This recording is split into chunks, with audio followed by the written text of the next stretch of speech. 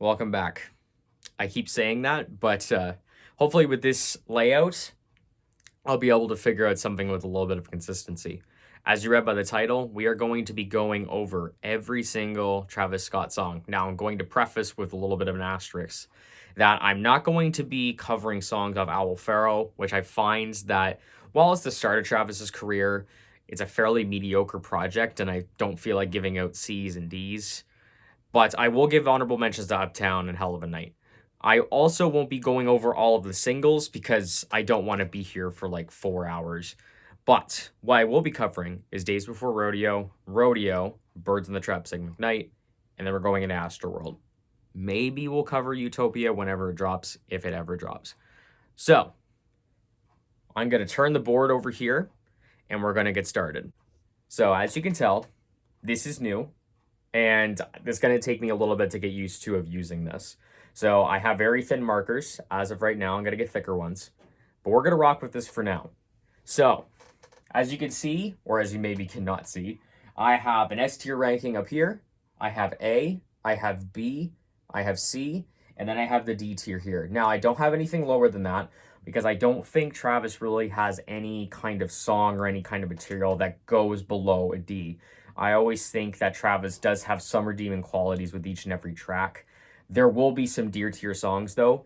If you're thinking that this is going to be just a glorified session of just loving Travis, which I do, and you're going to see that still, I still think there is some tracks that are a little bit below passable. But let's start off with Days Before Rodeo. Release date was August 18th, 2014, and it features T.I., Young Thug, Rich Homie Quan, 1975, which was weird enough, Big Sean, Migos, and Pee Wee Longway.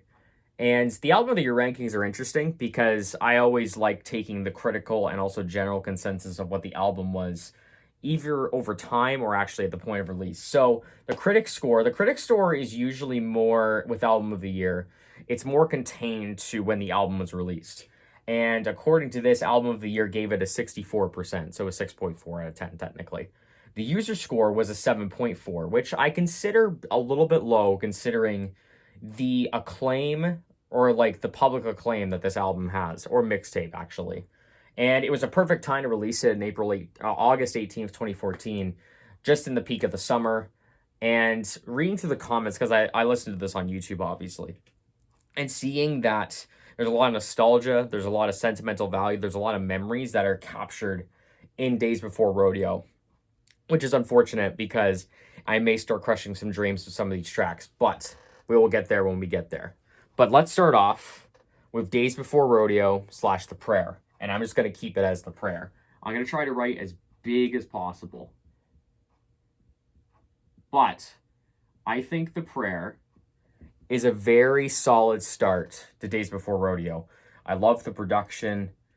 Travis's kind of cadence and kind of flow on this beginning track is really nice. It really sets off this mood of just Travis kind of working up his way to Rodeo. And I think with this intro, I think it's a really good, like, giving you an idea of what this album is going to sound like. Is it head over heels like crazy? I don't think so. But overall, I think this song is very solid and a great way to start off Days Before Rodeo. And then we jump into Mamacita. Now, this is where the controversy is going to start already. Because, in my personal opinion, I think Mamacita, while still good, can chug a little bit. And it's nothing to do with the performances, because I think Travis does a very good job. Young Thug and Rich Homie Quan do a great job. I just think that the track does kind of drag itself out. And I know the massive acclaim and I know the massive love for this track. I just find, in my personal opinion, that if it was cut down a little bit shorter, this could move up to an A, maybe even an S tier at some point. But considering how long it is, it just feels a little bit dragged out. I'm putting Mamacita in the B tier currently. Now, we're going to move on to Quintana Part 2. Now, Quintana Part 2, honestly, is not that interesting to me. While I appreciate the production kind of changing paces at some points, And the finessing part, I find that's incredibly catchy. And I do like the vocal performance on Travis. T.I. find just kind of, it doesn't phone it in with this feature, but I just find that it's a very typical verse. There's nothing that stands out with it. It's just something that kind of gets you through the song. The second part, while it does drag on a little bit, I do like the experimentation of changing up the pace, changing up the flow, and changing up the vocal pitch on every time with the finessing chorus. So, while a good track, I think the track still kind of drags. Drugs You Should Try. I'm going to keep on disappointing people. But Drugs You Should Try is a very good, just kind of safe Travis Scott song. And just putting it in C tier, by the way, is not saying that these songs are absolutely trash. Because you have to consider that I love Travis Scott, and I've loved every single thing that he's put out. So it's really hard to not give every song like a B or an A or sometimes even an S. But when you consider all of the tracks that we're going to be going through today, Drugs You Should Try, I find, while good, it's safe. I find that it's particularly safe when it comes to the performance, when it comes to the production as well. While not bad, again, it's just a really safe track. Now we go on to Don't Play, which, again, this one, honestly, is not even safe. I just find the novelty of it while you have, like, the 1975. And Big Sean does provide a pretty good performance. I just find that Travis's performance is not lacking, but there's not much of a presence. The instrumental is great. I love the instrumental all over it. But 1975, while it's a nice kind of novelty to throw him in, or them in, even though it's Matt Healy on the vocals, and Big Sean, again, does provide a good performance, I find that it just doesn't stick with me all that much. But what does stick with me is Skyfall. Now, Skyfall is the epitome of a slow burn. And that's a good thing. Because while the song doesn't have, like, these crazy, like, high points where it's going nuts, it's going insane, like, there's no kind of, like, instrumental where it's all bombastic and crazy, I love the sound that it sounds druggy, it sounds slow, it sounds like it's drudging through, like, liquid in the best way possible. It's kind of like, this is going to be a weird analogy, but it's kind of like that meme of, like, I think it's, like, either a Goofy mascot or something in a pool, but it's, like, has a red hue to it. It's, like, almost like swimming in blood, where it's oddly transcendental, but it has this really gloomy atmosphere to it. That's what I kind of picture with this track. And I love the performance from Travis on this. The hook on it is so catchy. It just sounds so druggy and sounds so slow. Young Thug works with it so perfectly. It's not an S tier, as much as I want to give it an S tier. But Skyfall is an amazing track. And the first A that I'm going to be giving today. Zombies. This may hurt, but this was not a great track for me. The instrumental is definitely the best part of this entire track. The instrumental is fun. It has a little bit of a video game vibe to it, but I find that the track is just a little messy. There's not much of a really cohesive kind of feel to it. The second verse does pick up the pace, but I find with Zombies that is just a little bit all over the place with no kind of central vision to the song. Sloppy Toppy, on the other hand, is great. I almost said I love Sloppy Toppy, and out of context, that would sound absolutely terrible. But this track is probably one of the bigger bangers on the album. Travis brings a great performance. I love Quavo's energy, something that we rarely see. And while we have Takeoff giving a good verse and Offset giving a good verse, Pee Wee Longway is also another big standout towards the latter end of the track. And the instrumental is evolving all over the place. You get some of these strings, you get, like, these massive moments of, like, the instrumental lifts up into, like, almost like these orchestral kind of arrangements, and it drops down in just, like, this buzzing bass. It's a really nice kind of roller coaster ride. It's another issue, though, where I find the track does drag on a little bit as you listen through it. And kind of that plays into Offset and Takeoff's performances. While they're not bad, they are something that is just more kind of filling the space to get to the destination. Next is Basement Freestyle. And this is another point in the record where I find that the record, at this point in time, and considering where Travis was at and where he's currently at now, I find that Basement Freestyle is again playing it a little bit safe. It's kind of in the same kind of category as Drugs You Should Try, where it's good, it's definitely passable, but knowing where Travis can go from here kind of brings it down a little bit, because I feel like if Travis came back to a track like this, you would be able to elevate this track to like even a B, maybe possibly an A if you really want to get into it. I just don't find it really is all that not all that interesting, but when you consider the tracks that we're going to be going on to later on, I think that it's just a little bit safe. Same goes with Backyard. Backyard is another one of my safer picks and safer tracks.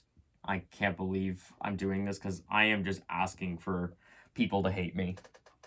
But it's the same issue where I find that Backyard just plays it safe. That's the number one issue I have with this mixtape, considering over time. Now, I wasn't listening to Travis when this tape came out. I was a basic music listener. And I just listened to Rodeo, and that was the first time I listened to Travis in general.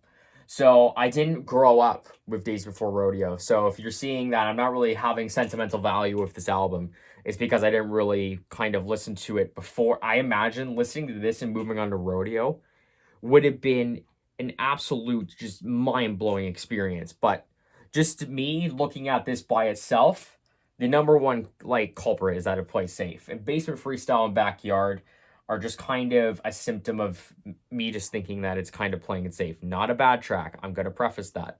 It's just a little safe. But I may throw in a little bit of a curveball here. I actually really like Gray as an outro.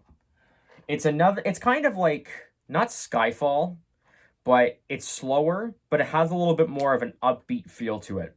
And I think it's a nice way to end off the album. It's a nice little bit of a closer that kind of not brings everything together, but it ends it on this kind of higher note where you kind of see the sunset rising off into in the background. And it just kind of gives you this odd, warm feeling as you close out the album. And Travis's second verse of going into rapping, it's a nice touch. And then the outro is a nice little way to bring it down so that way it comes subtly to a close. So I do like Gray a decent bit. So as you can see, this is where it's all going to get interesting, because I only have one A tier track. I had a bunch of Bs, but a lot of it falls into the C tier. So I probably would give this album like maybe you know what? Let's throw it down here. We're doing it live, Bill O'Reilly style. This album to me is a C+. While it does have great moments, it has moments of where you can see where Travis is going to go across the A and B tiers. A lot of it falls into this area here, and the number one caveat of that is that it plays it safe. So, Days Before Rodeo is done. So now we're about to move on to one of my favorite albums of all time. It's going to be very hard to put anything in like C or D tiers. So let's go on to that. All right, heavy hitter time. Rodeo. I will preface, one of my favorite albums of all time. Released on September 4th, 2015. It features T.I., Quavo, 2 Chainz, Future, Juicy J, Casey Hill, Lord Abel, Sway Lee, Chief Keef, Kanye West, Justin Bieber, and Young Thug. Massive feature list when this album came out. The Album of the Year rankings. This is where I think Pitchfork gave this like a 6.2. I know the critic score is 6.2, but it's between a 6.2 and a 6.8. But the critic score, if I'm not mistaken, that's lower than Days Before Rodeo, which I think was at a 64. So 62 when it comes to the critic score of when this album dropped, which is absolutely ludicrous. But the general score, the general consensus was an 85%. A little bit more reasonable considering what album we're talking about today. One of the best trap albums ever made. I will say that flat out. If that's a hot take, I don't understand why. Introduced me to an album and music that could be so much more than just something you casually listen to pass the time. This was an experience. This is one of my favorite listening experiences ever. I listen to this album still constantly, and every time I listen to it, I always pull a favorite track that I will listen to for weeks on end. Let's get started with Pornography. Now, I almost said I love Pornography. I do like the track Pornography. But when you really consider what album we're talking about, it's on the lower tier. But the great thing about Pornography, or the track Pornography, I'm gonna have to keep prefacing that. The great thing about the track Pornography is when you have The Prayer, which did set up the album or the mixtape very well. I find with the track Pornography, I find that it is so much better at setting the tone of what this album is. It is a lot more grand, it's a lot more darker, and I think Travis's performance when it comes to the vocals and when you get into the second verse, I find that everything just comes together in this great piece to start off an amazing project. And T.I. narrating across the whole album is such a nice little bit of continuity throughout the album. So being able to experience that with the first track is great. You just have to consider that the next track is my first S tier. Oh My Decide is one of my favorite songs ever. The hook is infectious, and it's one of the best hooks that I think I've ever heard. Quavo and Travis's back and forth is fantastic. There's a little bit of personal content in this track, telling a little bit about his come up, a little bit about Travis's story. And then you get onto this side, which changes the beat entirely, makes it a little bit more lavish. But you get a little bit more of a rapping Travis on this track, and you get a little bit of that playfulness back and forth with Quavo and Travis. I could talk about this track forever, but I got a lot of tracks to go through. But I can't say enough about this track. It's incredible. And going back to it now, it still is just, it gets me so excited. 3500 is another track I would consider being in kind of the B tier category. And the issue with this is, again, like with Days Before, where I find the track is quite long. If I'm not mistaken, before I recorded this track was like 7 minutes and 40 seconds. So it's a long track. What I will say, though, is that I think the long of the track, or like a little bit of the outro of the track, where it's kind of getting slower and slower each and every kind of step towards the close of the track, I find it more interesting than the more elongated moments that you have on Days Before Rodeo, where you kind of have a filler verse throwing in there. I love this performance. I love this track. It's just a little bit too long, also considering all the tracks we're going to have to go through. 2 Chainz is a very memorable performance. A lot of great one-liners, really funny quotables that 2 Chainz is known for.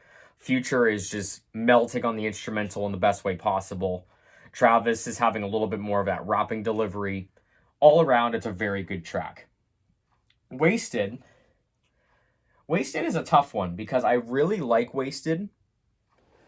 It's just trying to figure out, do I put it in B tier or do I put it in A tier? I'll put it in B tier. Now, you're probably thinking at this point is that, why is this one of your favorite albums of all time when you have 3 tracks in a B tier category? Don't worry, we're going to get to some heavy hitters soon. Wasted is a banger. I love Wasted. I love Juicy J's contribution on the track. It's a little bit more rambunctious, a little bit more energetic, and it allows T.I. to come in and kind of continue that continuity of the album. It's just a really good banger track, and I wouldn't say it's playing it safe like the songs on Days Before Rodeo. I find that the instrumental has the little flute going through it. There's a little bit more going on, And there's a little bit more of, I guess there's a little bit more of content, or more of a progression through the track, which keeps it engaging, always keeps it interesting. Even if a track is like a B tier, I'm going to listen to it every time whenever I'm listening to the album in full. 90210. I mean, what can I say? 90210 is beautiful across the whole track. Casey Hill offers an incredible vocal performance, who is bad underrated, and her albums are fantastic. And I wish she got more of a jump off of this feature towards her more her other albums and stuff. But the progression of this track, the instruments that are going through all of this track, the first part is this woozy kind of love, this trance kind of feel. But that second part, with the drums, with the electric guitar, and Travis getting more introspective, which I love, especially for a trap project, which we usually don't get. But the way he's rapping over it, it sounds like a Kanye beat. It's an incredible track. I could talk about this track for hours, but I need to keep going. So, we follow with Pray for Love with Lord Abel. And a little bit of a tidbit, or a little bit of a fun fact about this track. This was actually the first Travis Scott song I ever heard. And I remember I didn't listen to the album in full yet. I only had the one track. But I found the track, I bought it, and I put it onto my Samsung phone. And I remember I was working a landscaping job at the time. And this was a track I played over and over and over again. Like I said at the beginning of this ranking, you find a song off this project that you like more than what you used to. And then once you find that favorite track, you play it over and over and over again. And that's what Pray for Love, that was the very first feeling that I had when listening to this album and listening to Travis for the first time. The vocals on The Weeknd's performance are interesting. They're experimental. They're a little bit more, they're almost distorted in a way. And there's a little bit of auto-tune laced throughout the kind of the vocal performance, but that just adds to the experimentation of it. Travis's performance is great, having a little bit more of, again, of that kind of rapping delivery, and just all around, it's a great track. And Weeknd's outro is fantastic. The instrumental is darker. It has this nice kind of little bit of a chugging pace to it, but I love that it just goes for that. I love that it continues trying to make things interesting, trying to keep things progressive, trying to adapt for this entire record, and Pray for Love is another example of that. Nightcrawler is another A+ track, or an A tier track. I remember that this was actually one of my least favorite tracks when I was listening to it for the first few times that I've discovered Rodeo. And now going back to it, it's one of my favorites. The energy is great. Sway Lee's just performance is fantastic. I love kind of the boyish vocals that he brings to that. Chief Keef, of course, brings his energy to it, and I think it's a fantastic blend of all three. And I love the chorus on it. It's so catchy. It's so sticky. I love everything about it. You know what? I was contemplating maybe I should settle with putting this in an A tier. And I know I'm writing Piss Your Grave, but it's Piss on Your Grave. Piss on Your Grave is absolutely fantastic. It is one of the most, menacing, and one of the most, I want to feel like I want to break something listening to this track. It feels like a Yeezus track. And if you know, Yeezus is my favorite Kanye album. So getting able to experience that with Travis Scott in tow, and hearing these crazy zany quotables that Kanye has throughout the track, and then Travis coming in and having another kind of more manic performance, it's just a match made in hell, but the best way possible. It's something that I can't really describe, but it's a beautiful destruction. It's like a beautiful, apocalypse feeling to it, where You just get really into it. You get really excited. And that's what Piss on Your Grave does for me. Antidote. Antidote's probably an A. I was considering putting it into actually a B tier, and that was mostly because I know it was a very massive single at the time. But Antidote is just too catchy to ignore. The second verse is fantastic, and the beat is underrated. I love that it has this kind of woozy part to it again, and it's busy, it's intoxicating. I love every bit of the instrumental, and I think Travis across this, if this was your very first taste of Travis, it's a really good way of experiencing what Travis's sound is like, especially on this album. Impossible. I do love Impossible, but considering that we're talking about one of my favorite albums, I'm going to put it... consider this like a very high B tier. It's one of the more low-key cuts on Rodeo, but I still like the performance. The hook is fantastic. I do like the vocal manipulations that he does. I like the vocal kind of tone switches and the tempos that it goes with and his flow. I like Impossible quite a bit. Consider it again as like a high B tier. Now we get into Maria, I'm Drunk. Dang. Maria, you know what? Call me like too much of an optimist,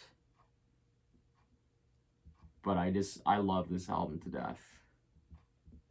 I remember I didn't have a streaming service at the time when I was listening to Rodeo. And I remember for a good 4 or 5 months before I actually purchased the album, I was listening to a very slowed down version, which was like, man, it was like 8 minutes long. But I guess it's like the equivalent of me listening to slow and reverbed. But this track is weird. It has the weirdest combination of features, but that makes it all the more impressive that it works so incredibly well.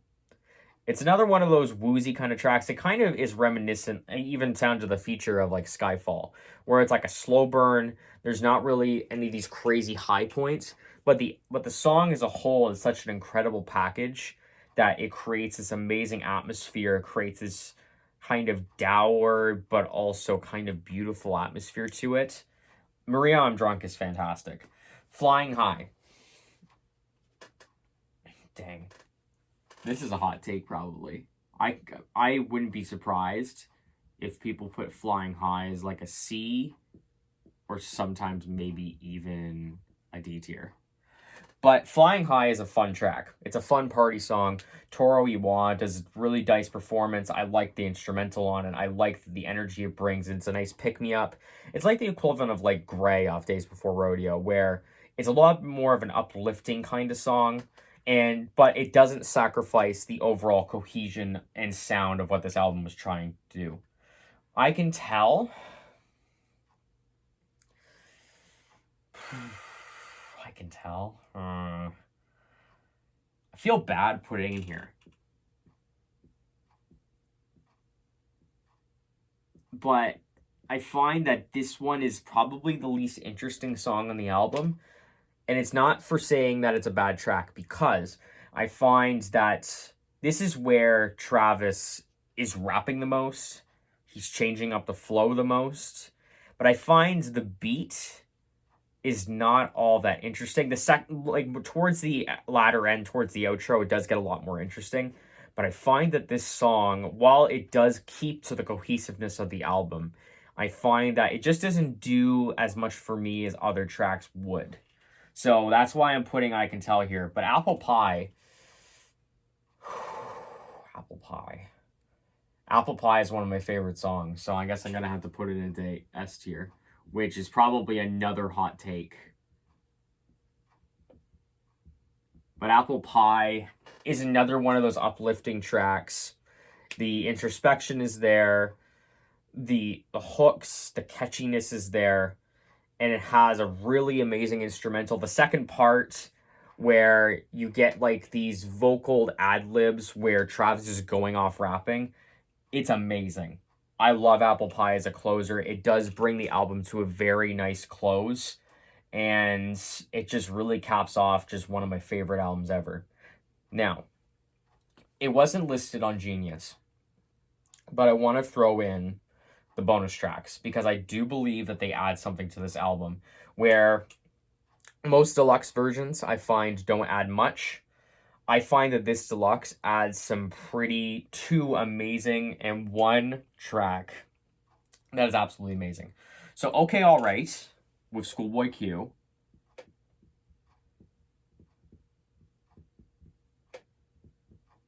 Is another nice hype track. Schoolboy Q delivers a great performance.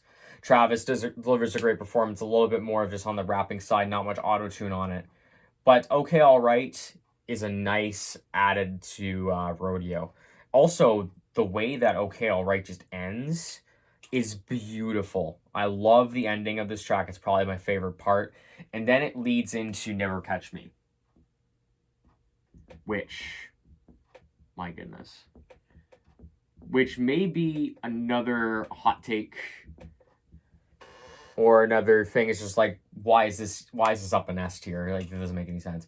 Never Catch Me is almost like when you consider Apple Pie as the good ending of Rodeo, I consider Never Catch Me as like the bad ending.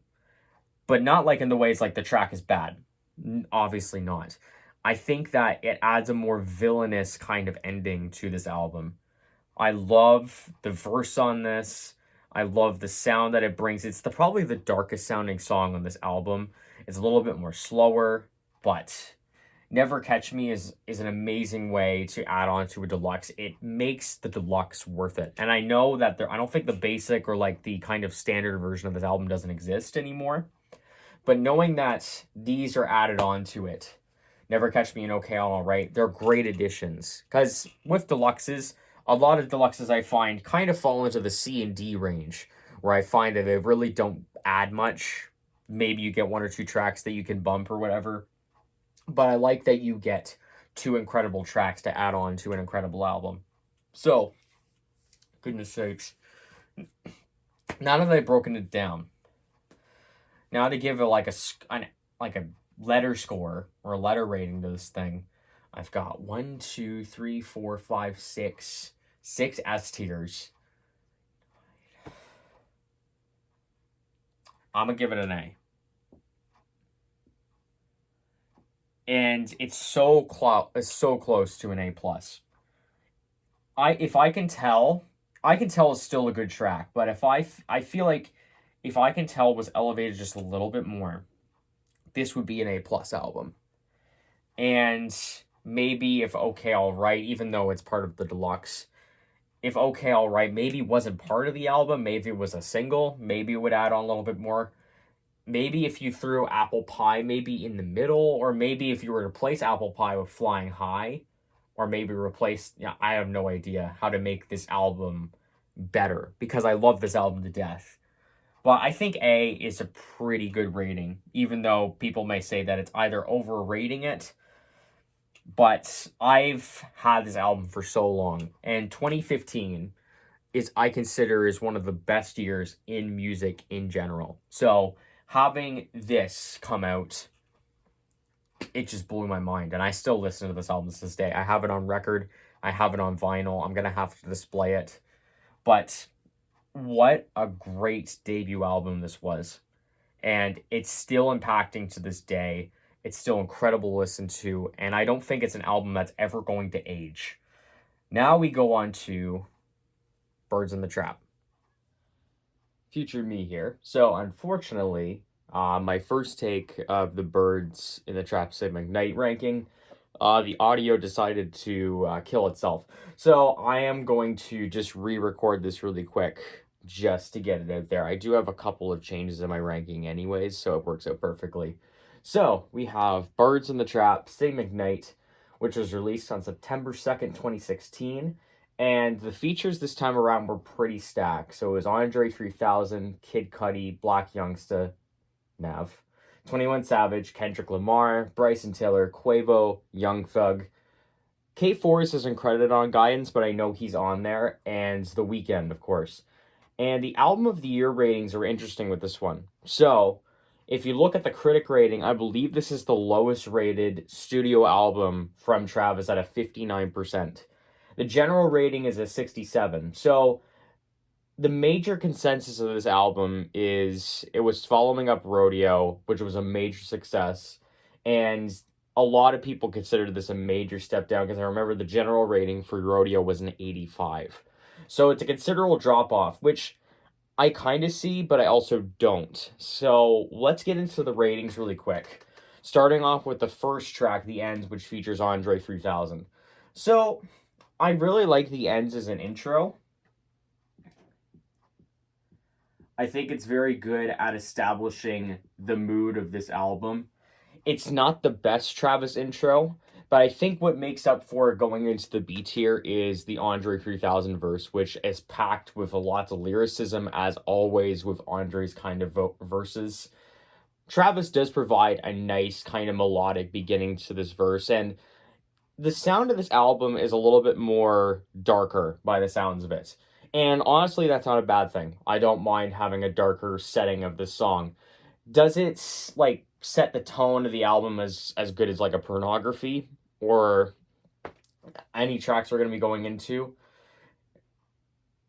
Cut that one out. Does it set the album better than Pornography did? No, but I think The End is still a good enough start. So then we get into Way Back. Now, with Way Back, I used to really like the song. Over time, though, I feel that the track leaves a little bit to be desired. Again, like every single time I preface this, it's not to say the track is bad. I just think the track kind of just stays at this kind of level playing where it doesn't really exceed or kind of jump up to the next level. That's something that Rodeo would do. It does have some nice Kid Cudi humming. The second part of the back part is a nice change of pace. It's very beautiful. It's very elegant. I just find that the song is kind of a non-starter. It does set a nice tone, but I think for a second track, I just think it doesn't really stack up all that much.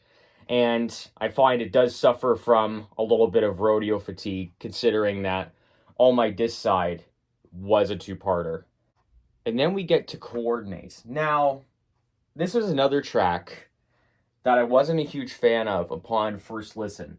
But on repeated listens, however, I find that Coordinate is a pretty good song. It's very good at setting a more darker tone. There's a little bit more going on. The beat is very interesting. And I think Travis's melodic performance does kind of weave itself very nicely into this darker tone. The hook is fantastic. Going to town with the beans and the Rockstar Skinnies. Like, spend that money fast if I have to. Like, the repetition, the courses of that are very sticky. They're very addicting. And the whole track is just a very intoxicating experience. Coordinate has grown on me quite a bit. Through the Late Night, while I would say it's better than Way Back, I think it does suffer from kind of the same thing, where I feel like it can accelerate or kind of grow itself more, but it kind of just likes to stick itself in place. The best part is definitely Travis's interpolation of Kid Cudi's Day and Night, of course, of Man on the Moon. I think it's a very nice callback. The chemistry does work. I just think that Through the Late Night is kind of another track where it doesn't go to the next level that you would see Travis doing on Rodeo and also the project coming up, which is Astroworld. I think it just keeps itself in a very level playing field. Not a bad track, but just kind of something that doesn't move up the stakes. Now, this is probably the hottest take that I'm going to have in this entire video. You can kill me, it's fine. And this was the same ranking I had when I did the first take. And I actually went back and listened to it, thinking that maybe I'm being a little too harsh. Maybe I'm not seeing something. But I'm pretty solid in thinking that Beeps in the Trap is Travis's worst song. I think that Beeps in the Trap has the novelty of this is the first time I heard Nav. And I don't hate Nav. Don't get me wrong. I have a Nav hoodie, I have a Nav t-shirt. I really like Demons Protected by Angels, and I do like Good Intentions. The self-title's great. The Project Metro Boomin is great as well. But Nav brings nothing to the table besides his more nasally delivery, which was novel at the time. It just really doesn't do anything for me. The beat's interesting. I'll give it that. The beat's probably the most interesting part of the song. But what brings it down to a D tier for me is Travis's performance himself. He really phones it in my opinion. The flow is just really boring. It doesn't really provide much of vocal inflections or melodies that are really sticky. It's just it's a very average verse from Travis, and combining it with the singing of Nav and the beat, while it's interesting, it's not leveling itself up.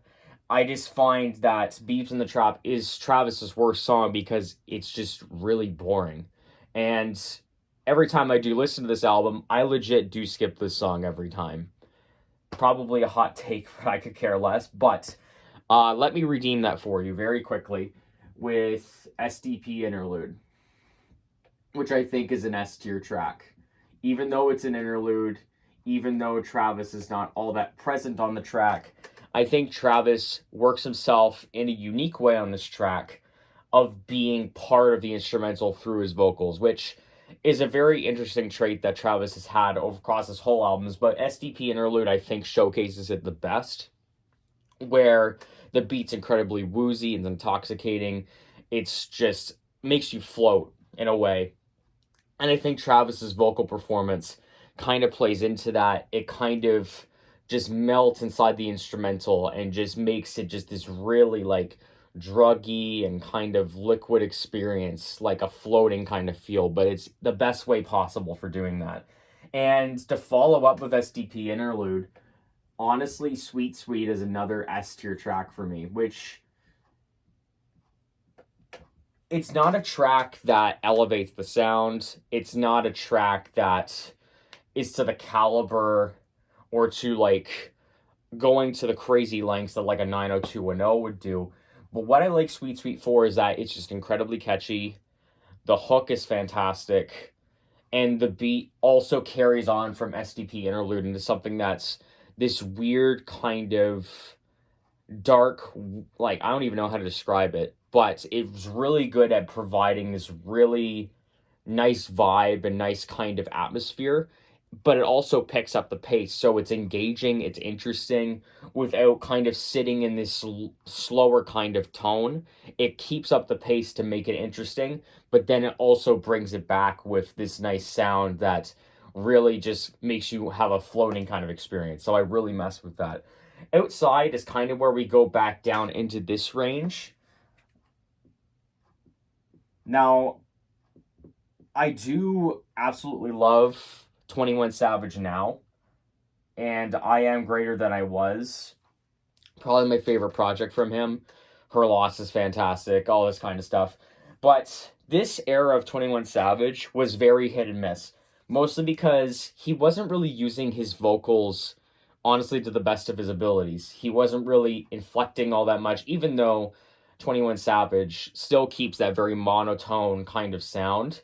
Back in this era when this is the first time I heard 21 Savage, it was so monotone to the point where I don't know if it really captivated me that much. And on Outside, the beat is kind of generic in my opinion.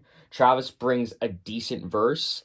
The best quality I could say with this track is the novelty of a 21 Savage feature, which can be hit and miss for a lot of people. I know people really mess with the Savage Mode 1 sound of 21 Savage. So I'm putting it in C because it's not a bad track. I do like it a decent bit. I'm not going to skip it. I just think, again, I think the issue with Birds in the Trap is that it doesn't take it to the next level. Goosebumps, on the other hand, does try out some new things, which is why it's going to go into the A tier here. Can't even speak anymore. But Goosebumps is engaging. It's interesting. Travis has an amazing hook on it. And Kendrick provides a very zany and weird performance, but in an odd way, it works. And that's what I really appreciate about it, is that it tries new things. It's elevating itself into this really weird, like, radio cut that I know it became really big, but considering that the weird things that are going on in this track, especially with Kendrick's feature, I think it just makes it impressive that it worked this well. So Goosebumps, I think, is a good, solid A tier. First Take. First Take's a tough one because, yeah, First Take's a really tough one because I think Travis does provide a good verse. Actually, you know what? I really like First Take, so I'm gonna put it, maybe a hot take, but I'm gonna put it into A tier. Originally, I think I had First Take like in the B tier, but considering it now, coming back to it, I think Bryson Tiller's performance is very impressive, and I love the sound that Bryson brings to it. And I think Travis brings a healthy amount of chemistry with Bryson Tiller's kind of delivery and voice. The beat's really nice. It has this more kind of uplifting and kind of happier tone, and it doesn't sacrifice the cohesiveness and the sound of the album. So I think I'm going to throw First Take in the A tier. I think that's actually quite fair. Pick Up the Phone is another track I could probably throw into an A tier. And the reason why I'm going to put it up, I'm just going to pick up the phone. The reason why I'm going to put it into an A tier is that I think this track is a great example of how chemistry can really make a track work.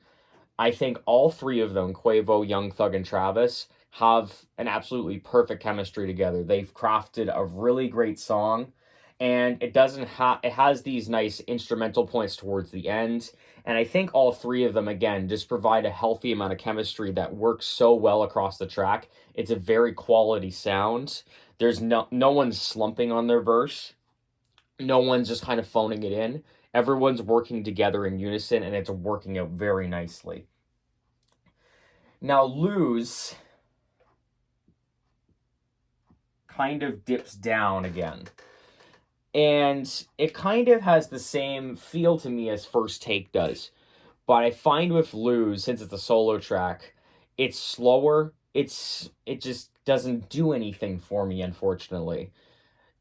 And especially going deeper into the album, it's kind of going scattered all over the place. I just find that Lose is just one of those tracks to get you to the end. Not a bad track, just more of like a filler track to me. And then we get to Guidance, which Guidance comes back up, and this may be a hot take actually, but I really mess with Guidance. The faster kind of club kind of like sound that it has, K Forest provides a really good performance. Travis adapts very well to going on a faster kind of party sound. I really don't know how to describe it, but I think Guidance is a really nice pick-me-up when you've gone from Lose and First Take, all this kind of stuff. I think it works well to very much pick you up, which brings us to the end by ending off with Wonderful. And Wonderful is another one of those tracks that does end off the album on a more happier note, on a more high note. And I think Weeknd's performance does work out quite well. It's been established now at this point that Travis and Weeknd have a great amount of chemistry to them. And I think this song just works. Is it my favorite collab between both of them? No, Pray for Love is definitely better. But I think Wonderful is a nice track to end off the album. So as you can see across this whole thing, it ranges across the board. I got a couple of S tiers, I got a lot of A tiers, a couple B tiers, and a decent amount of C tiers, and one of my very rare D tiers.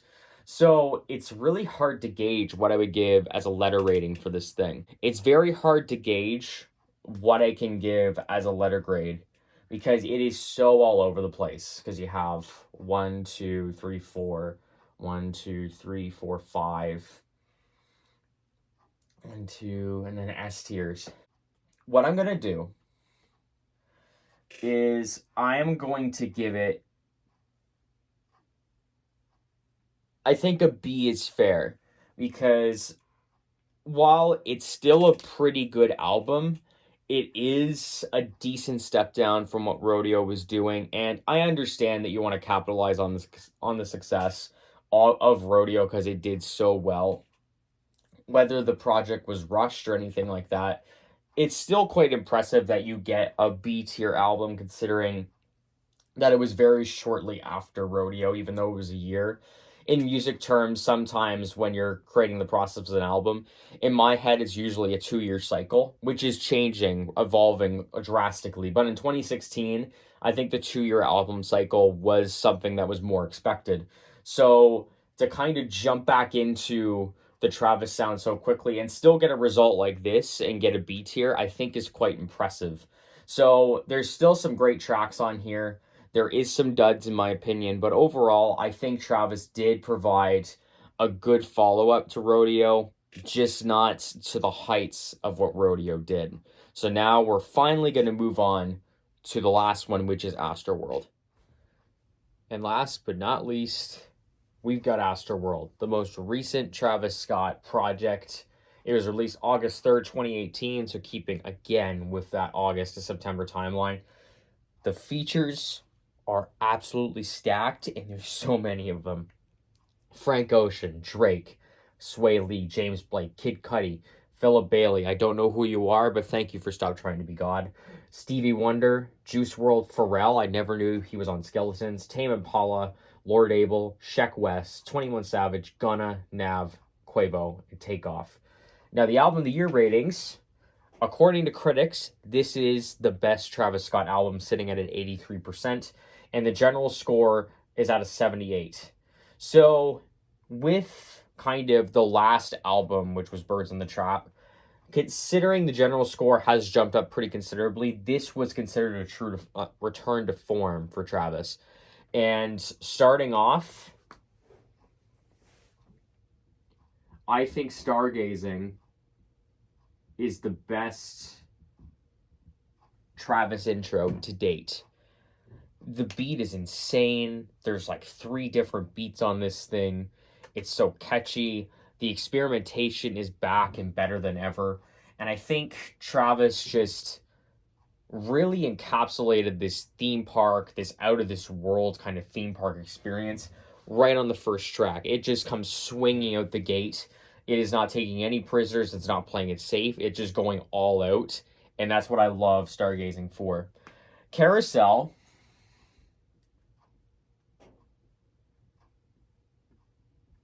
is another incredible track. And maybe a hot take to put it in an S tier.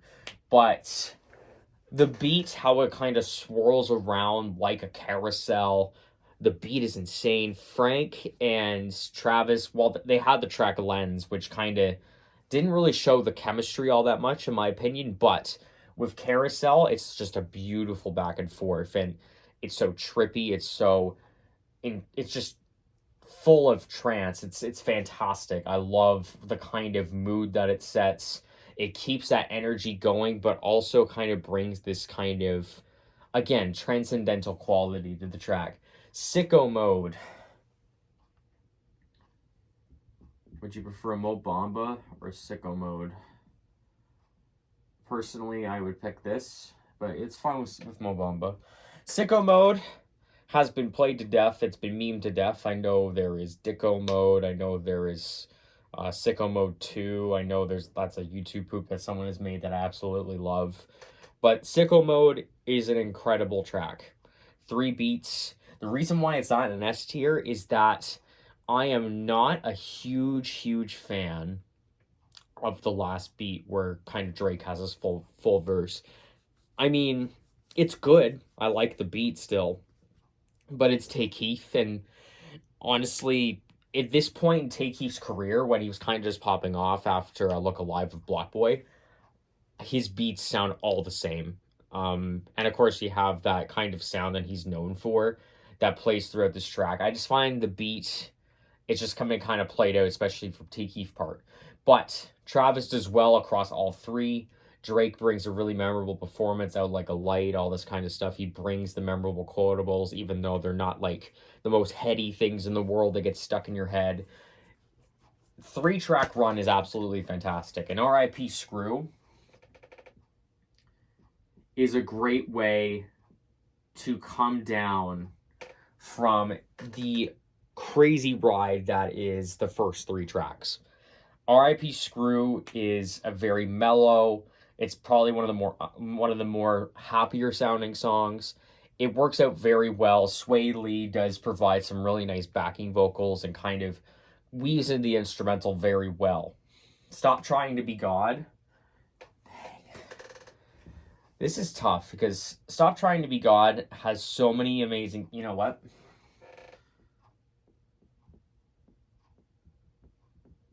Stop Trying to Be God has so much going on, but it all works out so well.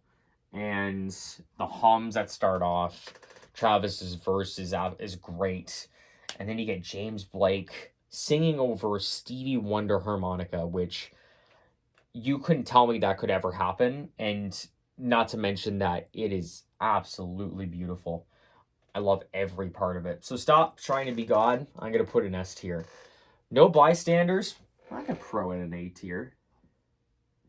Mostly because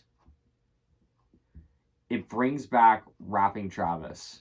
The beat is great. Sheck West going fuck the club up. Like, it's such an amazing kind of energy lifter. And then from that, Travis is able to keep the momentum going.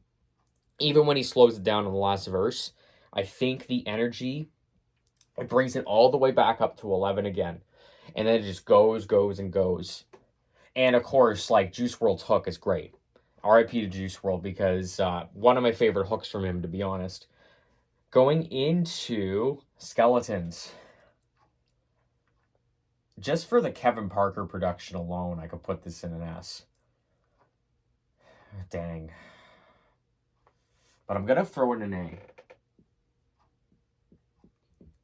Probably a hot take that I'm doing this right now. But I think Travis's kind of feature or verse leaves a little bit to be desired. It's a funny verse. I think it's a little bit off kilter and very sexual. But the beat itself, like, if Skeletons maybe was just like an SDP interlude kind of situation, definitely an S tier track. I just find that maybe Travis's verse is, again, leaves a little bit to be desired, but the production alone makes it an A. Then we get to Wake Up. Wake Up, dang. I think this may be the first B, which I really don't know if these are hot takes or not. I'm not really on social media all that much. But Wake Up is probably the second best Weeknd feature. A little bit faster paced. I like the beginning of the track quite a bit, where it sounds like a robot is like waking up. And it just has this really fun kind of atmosphere to it. I think the music video is directed by Jonah Hill or something. But it's like a track that it's there, it's good. Yeah, just overall, I think it's a pretty good track. Not much to say about it. 5% Tint is another one I'm probably going to throw into the B tier. That beat is probably the best part of it. I love that it sounds... I don't even know how to describe it. It sounds like in like a mafia kind of movie where you go to a bar, but it's like in the future, if that really makes any sense. But the hook of Who's Creeping on My Window is really catchy. I think Travis it's a nice way to mellow out the sound with the instrumental being kind of low-key as it is. I think it's a nice kind of tone setter to recover from what the heck all this was, because that was absolutely insane. NC-17. Yeah. I keep putting I don't understand why. But NC-17, while I like it more than Outside, and it brings more of a refined 21 Savage to the album, I feel like it's a song that maybe I could probably live without. Still a good track, mind you. And I think the beat does a little bit more than what Outside did on Birds in the Trap. But I still think the track just leaves a little bit to be desired. Now, going into Astro Thunder, I used to think this was the weakest track on the album. But of course, time always comes back around to fix that. And the beat is really interesting. It's very futuristic sounding. And I think Travis does very well of kind of weaving himself into the instrumental and making it just this really amazing, like uplifting kind of floating experience that Astro Thunder brings. So I really like Astro Thunder growing with time. Yosemite, I think, can fit pretty nice into a B tier. Another example of Astro Thunder where it's good at setting a tone and it's good at sticking with that tone. I just don't think that Yosemite does as much as what Astro Thunder would do. Nav doesn't really offer much kind of. I remember when this thing dropped, he sounded like he was 30 yards away from the mic, and it was hilarious. Gunna is probably the best part of the song, and Gunna and Travis do have a pretty good level of chemistry, and I think it works out pretty well. Can't Say, this is basically what caused, this is what put Don Toliver on the map. And for good reason. Can't Say has an amazing Don Toliver performance, and I remember I heard it for the first time, and I was like, who in the world is this person? And the voice, like, that's a super unique voice, and I'm so glad that Travis found Don Toliver, because Don Toliver is becoming one of my favorite artists right now. But Can't Say is great. I love it's more fast paced. It brings Don Toliver to it. And Travis is a little bit too, also in the higher vocal ranges on the song, which I also appreciate. Now we get to Who What. Who What? This is going to be tough, actually, because it's not a bad track. Yeah, you know what?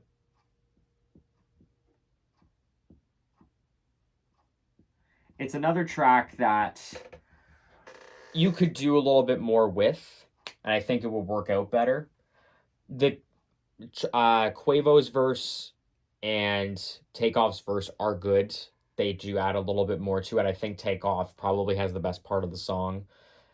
Travis is just kind of there, I find, on this song. It's just a little bit more of like kind of the song that's just, it's kind of there. It's still good, but again, I'm not going to turn it off when I'm listening to this album. Like, I'm not going to absolutely skip it. But when it comes to the whole album, and considering how this album has been projecting, I just think it's a little bit more lower on the list. Hi, future me again. I completely forgot that I did not mention Butterfly Effect in the rankings. If I was to put a ranking to it, it probably would be in the B tier category. It was a great single at the time. I love the beats. The instrumental's fantastic. And I think Travis's hook is one of the best parts of the whole album. I think it's probably the stickiest hook. So I'm going to put it in a B tier. I'm just going to throw in that there really quick. Houston Fornication, I would have put lower on this list. But again, it's like Astro Thunder, where it has grown on me significantly. Now, I'm going to try to rate Houston Fornication correctly. And also writing away from myself, because it's far away. Houston Fornication is great. It's kind of grew on me a lot. It allows for Travis to pick up the flow again. And it's just a really nice, energetic song to get to the close of the album. That's a lot, like some of these songs, like I can just say I like them, and that's all I can really say. It's just the Travis experience I find is just all around is great. And sometimes it's a little bit hard to go into the intricacies of each and every song, because it just in general is just Travis is a great vibe for music. And then it gets into Coffee Bean, which Coffee Bean is an incredible outro. And it allows for Travis to experiment again and to get on this really cool production that I would never hear him going over. It sounds a little bit Kanye-esque, which I don't mind at all. A lot of this sounds Kanye-esque, and Kanye is obviously a protege, or Travis is obviously a protege to Kanye. But I love how this album closes out on kind of this more, not darker, but more of like a questionable, or kind of not in a tense way either, just it just feels like that it's unresolved, but it feels resolved in an album sense, but it feels unresolved when it comes to the sound and concept of this album. So, considering all of that, I have a lot of A tiers, and I have 4 S tiers, and 1, 2, 3 Bs, and 2 Cs. That's really tough, honestly, because I gave Rodeo an A. And I feel like over time, I've actually grown to like Astroworld as much as Rodeo. And I think with that being considered, I think I'm also going to give Astroworld an A. I think that the experimentation was back. I feel like it was a roller coaster ride of an experience, and I was there for the entire thing. I loved every bit of it. And I'm really interested to see where Travis is going to go at this point. We've heard Lost Forever. That could be a top 5 Travis song. If I was to rank like individual songs like I'm doing now, it would probably go in S tier already. It's an incredible track.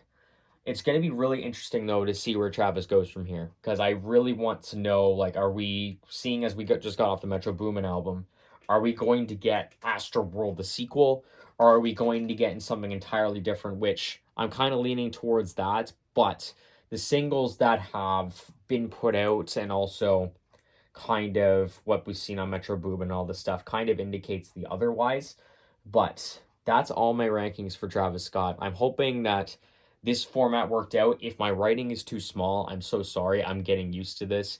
I'm going to have to change the lighting up in here as well, because I know there's a reflection a little bit, so you may not be able to see it as much. But hopefully I was able to vocalize where I put them. And I hope you enjoyed this format, because I actually love this format. And shout out to the hockey guy, because you're wondering where the heck did this format come from.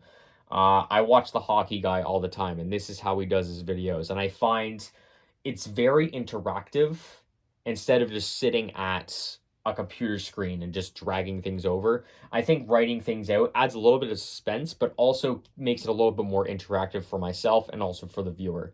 So I'm going to be doing this for quite a bit of videos, because I think this format is fantastic. So shout out Hockey Guy for that. But that's it. I'm going to try to do this with Kanye, Vince Staples maybe, Kendrick, obviously. It's going to be a fun time doing all these, and I'm going to try to incorporate the board as much as possible. I'm going to try to do tracks of the week where I'm going to be putting them all on the board, and we're going to talk through them a little bit. Maybe able to do an album review, putting a little bit of notes on the side and talking about each and every track. I think this format can work out incredibly well in a hip-hop setting besides like a sports setting. So with all that being said, I'm going to cut down this video when I'm going to release it. So I hope you guys enjoy. Have a good night, and peace out.